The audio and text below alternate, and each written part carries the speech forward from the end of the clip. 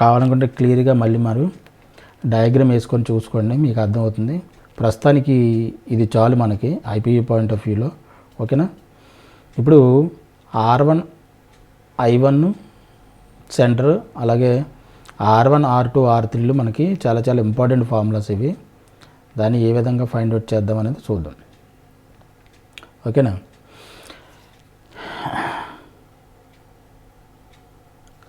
Okay,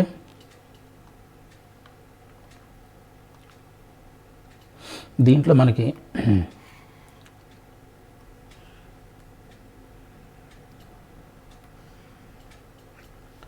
triangle ABC, ఇలా triangle ABC వచ్చింది కదా. దీనికి మనకి ఎక్స్టర్నల్ బైసెక్టర్ నుంచి మనం ఇంకోటి ఈ సెంటర్స్ మనం ఇలా డ్రా చేస్తే మనకి ఇలా ఒకటి వచ్చింది. ఇది I1, ఇది బీసీ, I1 ఇది. దీన్ని మనం ఏమంటాం, R1 అంటున్నాం. ఓకేనా. So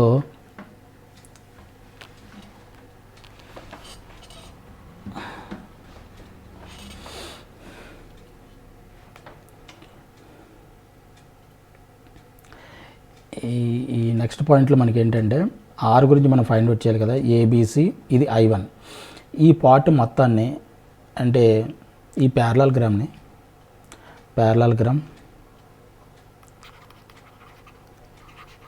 area of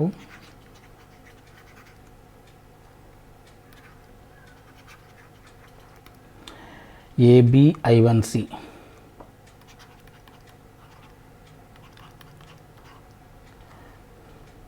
is equal to, దీన్ని మనం రెండు ట్రయాంగిల్స్ కింద డివైడ్ చేయొచ్చు. Triangle ABC plus triangle B1,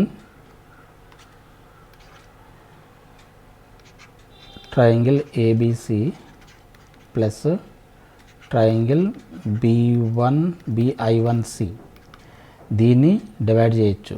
మళ్ళీ ఇక్కడి నుంచి మనకి యాంగులర్ బైసెక్టర్ ఒకటి డ్రా అయింది కదా. దీని ఫర్ ఎగ్జాంపుల్ దీన్ని M అనుకోండి. ఓకేనా. ఈ ఏరియా మొత్తాన్ని అంటే B1 దీన్ని మళ్ళీ ఏ విధంగా సెపరేట్ చేసాం మనం, ABI1 అలాగే ఈ షేప్లో మళ్ళీ కట్ చేసాం. ఇలా కట్ చేసి ఇదో ట్రయాంగిల్, ఇది మొత్తం ట్రయాంగిల్కి ఇది మొత్తం ట్రయాంగిల్ కింద మనం డివైడ్ చేద్దాం. ట్రయాంగిల్ ఏమవుతుంది, ఇది ట్రయాంగిల్ ABI1 ప్లస్, ఎందుకని చెప్పిన ఇందాకట్లాగే మన I1ని R1ని పిక్చర్లోకి తీసుకురావడం కోసం ఈ ఏరియా మొత్తాన్ని మళ్ళీ సెపరేట్ ఏరియా కింద సెపరేట్ చేసుకొని ఈ రెండింటిని యూజ్ చేసుకొని ట్రయాంగిల్ ఏబీసీ యొక్క ఏరియాని యూజ్ చేసుకొని మనం I1 R1 ఫైండ్ అవుట్ చేయడానికి మనం ఈ విధంగా సెపరేట్ కట్ చేస్తాం. ఎందుకంటే దీన్ని పిక్చర్లోకి తీసుకురావాలి, R1 అని పిక్చర్లోకి తీసుకురావాలి కాబట్టి ఈ విధంగా మనం చేసాం. ACI1, triangle ACI1. ఓకే. ఇప్పుడు ట్రయాంగిల్ ఏబీసీ ఆల్రెడీ మనకు తెలుసు, ఏరియా ఆఫ్ ట్రయాంగిల్ ఏబీసీ అంటే ఇది డెల్టా. B1IC అంటే ఇది, దీన్ని పర్పెండిక్యులర్ డ్రా చేసాం అనుకోండి. ఇది పర్పెండిక్యులర్ డ్రా చేస్తే ఇది ఏమవుతుంది, R1 కదా అవుతుంది. ఇది హాఫ్ AR1, ఈ బేస్ మొత్తం అంత ఇది మొత్తం ఉంది కదా బేస్, హాఫ్ ABI1 కదా. ఈ ట్రయాంగిల్ తీసుకున్నాం అనుకోండి, ABI1 తీసుకుంటే హాఫ్ AR1 అవుతుంది.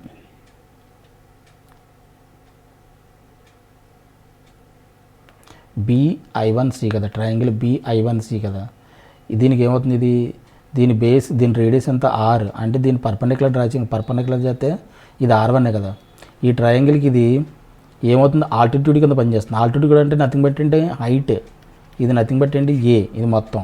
కాబట్టి దీన్ని రాయొచ్చు హాఫ్ AR1 అని రాయొచ్చా. దట్ ఈజ్ ఈక్వల్ టు దీన్ని B1IC, దీన్ని ABI1, ట్రయాంగిల్ ABI1 అంటే ఈ బేస్ ఎంత అవుతుంది, ఇది మొత్తం ఎంత అవుతుంది, ఇది B అవుతుంది. బేస్ ఇంటూ హైట్ అంటే triangle half BR1 plus half, ఇది తీసుకుంటే హాఫ్ CR1 అవుతుంది. CR1 right. ఇప్పుడు triangle delta is equal to half BR1 plus half CR one minus half AR one. Half R one మనకి కామన్ ఉంది, హాఫ్ ఆర్1 కామన్ తీసేస్తే ఇక్కడ ఏమవుతుంది, B plus C minus A, that is equal to half R one into, దీన్ని చూసినట్టే మనకి ఏం గుర్తు రావాలని చెప్పాను, మైనస్ ఏ ఉంది కాబట్టి 2 ఇంటూ ఎస్ మైనస్ ఏ రావాలి, గుర్తు రావాలని చెప్పాను. ఇలా రాయచ్చా? ఇప్పుడు ఏమవుతుంది, ఈ 2 క్యాన్సిల్ అయితే R one into S minus A, ఇదేంటిది డెల్టా ఈజ్ ఈక్వల్ టు, దీని నుంచే మనకేమొస్తుంది, R one is equal to delta by S minus A. ఇది ఇంపార్టెంట్. అలాగే similarly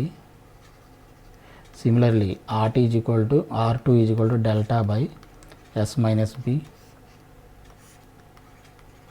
ఆల్3 is equal to delta by S minus. ఈ 3 ఫార్ములాస్ కూడా మనకి దీని నుంచే వస్తాయి, మోస్ట్ ఇంపార్టెంట్ ఫార్ములాస్. ఓకేనా? దీన్ని మనం ఇన్ టర్మ్స్ ఆఫ్ మళ్ళీ tan a/2 tan b/2 ట్యాన్లో కూడా tan హాఫ్ యాంగిల్లో కూడా మనం రాయొచ్చు. ఏ విధంగా రాస్తామో చూద్దాం. ఓకేనా?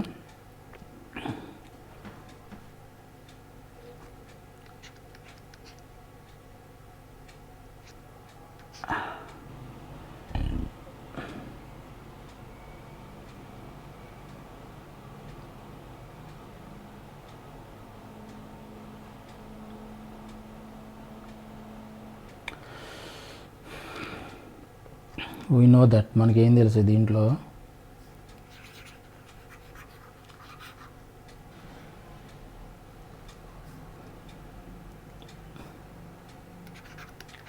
We know that tan a/2 is equal to, మనకేం తెలుసు, delta by S into S minus ఏ.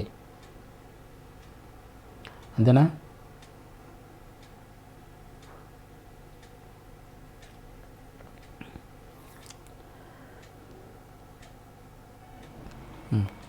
ఇప్పుడు మనకి delta by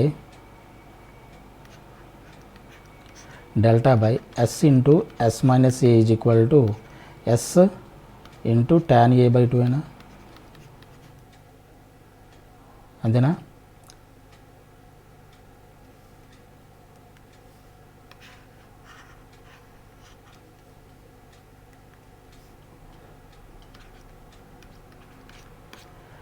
tan S minus A, delta by S minus A is equal to S ఇటువైపు వచ్చేస్తే ఎస్ ఇంటూ tan a/2 అవుతుంది. మనకి ఆర్1 ఆర్2కి formula తెలుసు కదా, మనకి ఆర్1 ఎంత ఫార్ములా, మనకి delta by S minus A, R one is equal to delta by S minus ఏ.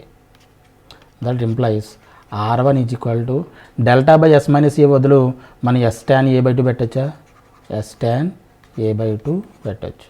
అంటే ఆర్1 మనం in terms of tan half యాంగిల్లో మనం R one is equal tan S tan a/2 అని రాయొచ్చు. Similarly R two is equal to S tan b/2, ఆర్3 is equal to S tan c/2 అలా రాయొచ్చు. ఈ 3 ఫార్ములాస్ కూడా, ఇది కూడా చాలా ఇంపార్టెంట్ ఫార్ములాస్, ఇవి కూడా గుర్తుపెట్టుకోండి. ఓకే? తర్వాత ఇందాక మనం sin a/2 sin b/2 ఈ ఫార్మాట్లో రాసాం కదా ఆర్ని, అదే దీన్ని కూడా మనం రాయొచ్చు. ఆ పాయింట్ కూడా చూడండి. ఆ పాయింట్ మనకి ఏంటంటే యాక్చువల్లీ ఆర్1 ఈజ్ ఈక్వల్ టు, మనకు ఆ ఫార్ములాస్ ఏంటంటే, ముందు ఫార్ములాస్ రాసుకుందాం, ఫార్ములాస్ రాసుకొని ఆ ప్రూఫ్స్ మనం రాద్దాం.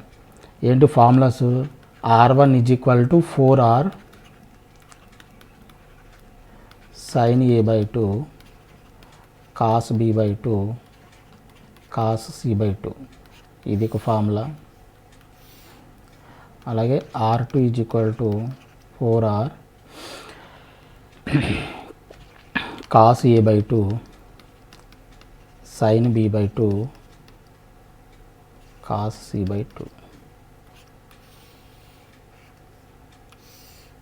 అలాగే R3 is equal to 4R cos A by 2 cos B by 2 అలాగే sign C by 2.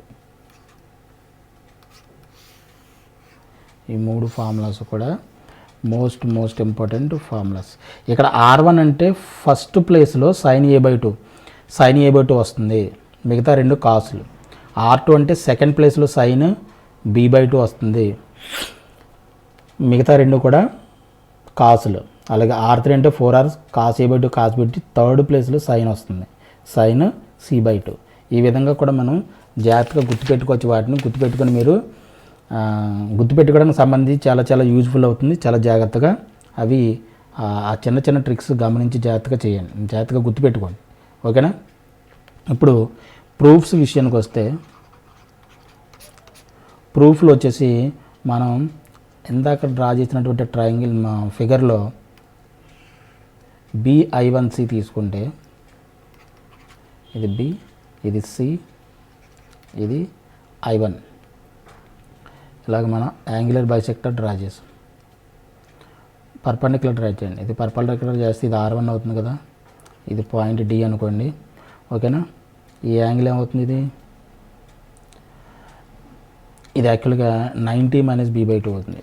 90 minus B by 2, ఇది 90 మైనస్ C బై 2 అవుతుంది. దీని గురించి మీకు క్లారిఫికేషన్ కావాలంటే ఒకసారి చూడండి.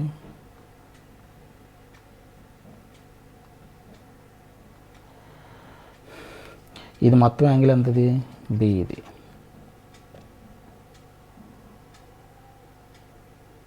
ఓకేనా? ఇది హాఫ్ చేస్తే ఏమవుతుంది? ఇది B బై 2 అవుతుంది, ఇది B బై 2 అవుతుంది, B బై 2 అవుతుంది. ఈ మొత్తం యాంగిల్ ఎంత అవుతుందంటే 90 డిగ్రీస్ అన్నమాట. 90లోంచి ఇక్కడ 90 డిగ్రీస్ ఫామ్ అవుతుంది. ఒక ఎక్స్టర్నల్ యాంగిల్కి ఒక ఇంటర్నల్ యాంగిల్కి ఉన్నటువంటి మధ్యలో యాంగిల్ ఎంత అవుతుందంటే అంటే అలా ఉందనుకోండి, ఈ రెండింటికి మధ్యలో ఉన్నటువంటి యాంగిల్ ఎంత అవుతుందంటే 90 డిగ్రీస్ అవుతుంది. అంటే ఇది ఆటోమేటిక్గా ఇది B బై 2 అయితే ఇది ఏమవుతుంది? 90 మైనస్ B బై 2 అవుతుంది. 90 మైనస్ B బై 2. ఆ లాజిక్ ప్రకారం ఇక్కడ ఏమవుతుందంటే మనకి pi by 2 minus B by 2, pi by 2 minus C by 2 వస్తాయి. ఓకేనా? In triangle ABC B1IC in triangle BI1C triangle BI1C BC is equal to BD plus DC. BD plus BC అంటే nothing but అంటే A is equal to BD plus ఇది DC. ఓకేనా? ఇప్పుడు మళ్ళీ A is equal to consider, ఈ రెండింటిని consider చేయండి మళ్ళీ. ఇన్ ట్రయాంగిల్ BI1D ఇది ఎంత? Pi by 2 minus tan pi by 2 minus B by 2 is equal to